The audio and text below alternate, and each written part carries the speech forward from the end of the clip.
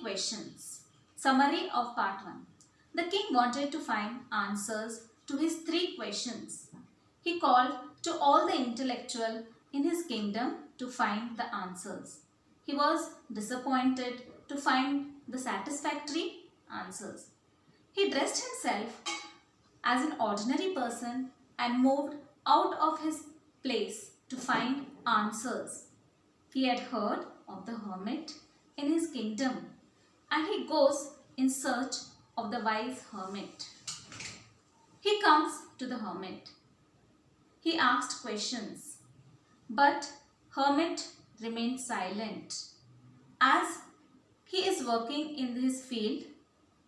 Now, let us see what happened in the second part. The king turned round and saw a bearded man running towards them. His hands were pressed against his stomach, from which blood was flowing. When he reached the king, he fainted and fell to the ground. The king and the hermit removed the king's clothes and found a large wound in his stomach. The king washed and covered it with his handkerchief, but the blood would not stop flowing. The king redressed and would redress the wound until at last the bleeding stopped. The man felt better and asked for something to drink. The king brought fresh water and gave it to him. By this time the sun had set and the air was cool. The king and the hermit carried the wounded man into the hut and laid him on the bed. The man closed his eyes and lay quiet. The king tried by his walk and the work he had done, lay down on the floor and slept through the night. When he woke, it was several minutes before he could remember. The bearded man fainted and fell on the ground. The king washed and cleansed his wounds with a handkerchief. The king redressed the wound until the last bleeding stopped. The man felt better and he asked for water. The king gave him water. The sun had set. The man was laid on the bed. The king was tired and laid on the floor and slept. Where he was, or who the strange bearded man lying on the bed was.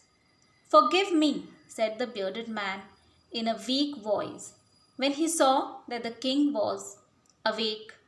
"I do not know you and have nothing to forgive you," said the king. "You do not know me, but I know you. I am that enemy of yours who swore revenge on you because you put my brother to death and seized my property. I knew you had gone away to see that hermit, and I made up my mind to kill you on your way home. But the king passed and you did not return. But the time passed and you did not return. So I left my hiding place and I came upon your bodyguard, who recognized me and wounded me. I escaped from him, but I should have died if you had not dressed my wounds. I wished to kill you and you have saved my life. Now, if I live, I will serve you as your most faithful servant and will order my sons to do the same. Forgive me." The king was very happy to have made peace with his enemy so easily and to have won him over as a friend. He not only forgave him but said he would send his servants and his own doctors to look after him, and he promised to give him back his property. The next morning, the bearded man asked for forgiveness. The bearded man told that he had come to take the king's life. The king had killed his brother and had taken away the property. The bearded man promised to serve the king till the end of his life and assured his sons to serve the king. The king in return promised to give his property. Leaving the wounded man, the king went out of the hut and looked round for the hermit. Before going away, he wished once more to get answers to the question. The hermit was on his knees sowing seeds in the beds that had been dug the day before. The king went up to the hermit and said, "For the last time, I beg you to answer my questions, wise man." "You have already been answered," said the hermit, still bending down to the ground and looking up at the king as he stood before him. "How have I been answered? What do you mean?" "Do you not see?" replied the hermit. "If you had not pitied my weakness yesterday and had not dug these beds for me, you would have gone away. Then the man would have attacked you and you would have wished you had stayed with me. So the most important time was when you were digging the beds. And I was the most important man. And to do me good was the most important business. Afterwards, when the man ran to us, the most important time was when you were caring for him, because if you had not dressed his wounds, he would have died without having made peace with you. So he was the most important man. And what you did for him was the most important business. Remember then, there is only one time that is important, and that time is now. It is the most important because it is the only time we have any power to act.